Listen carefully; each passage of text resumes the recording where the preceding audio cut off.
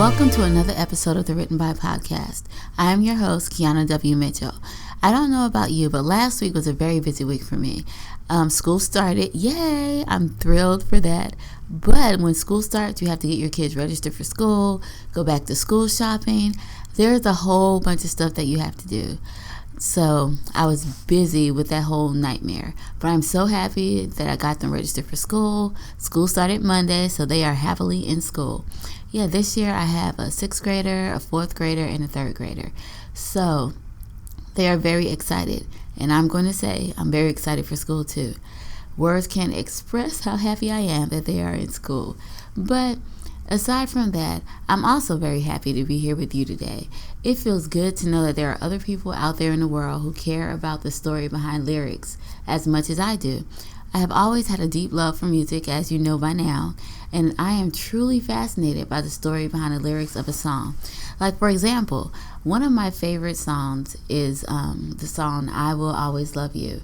But did you know that even though this song was sung by Whitney Houston, it was originally written and recorded by Dolly Parton, who is a country singer? Now, I looked up the story behind the song. Of course, you know I had to do that. And it seems that Dolly Parton wrote this song in 1973 for one of her one-time or long-time duet partners and one of her mentors, Porter Wagner, and from whom she was going to be separating from professionally after 7 years of partnership. So she was working with him, and I guess she decided to go out on her own, and she just wanted him to know that she appreciated him and that she would always love him for what he did for her. So I thought that was an interesting story, and since I love that song so much, I just thought I'd tell you about it. But you see, I'm truly interested in stories behind songs. So that is my reason for doing the podcast.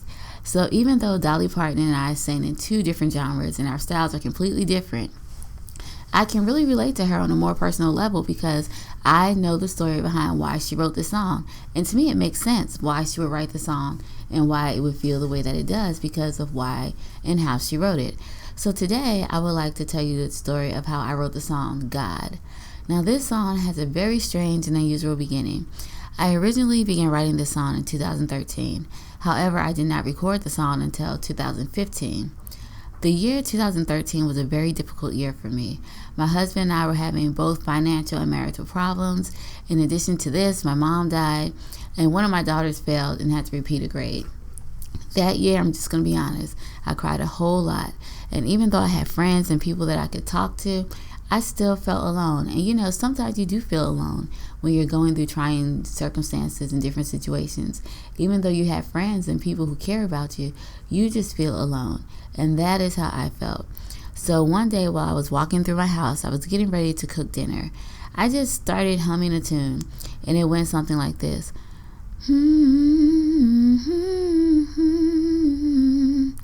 And while I was humming, I immediately got my voice recorder and I just began humming the tune to myself.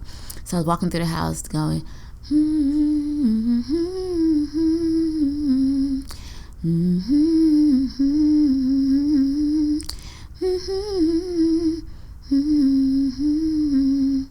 and that's all I had. I just had humming. I had no words, nothing. That's all I had was a hum. So after I recorded myself humming the song, I put up my tape recorder and I actually forgot about the voice recorder and I forgot about that song completely. At that time, I did not know what to do with the tune because it did not fit with any of the songs that I was working on at that time. So I just kept the recording of the melody, and like I said earlier, I eventually just forgot about it. So in 2014, things seemed to get worse instead of better. This was the year that we unexpectedly had to move to another house. My marriage literally almost fell apart.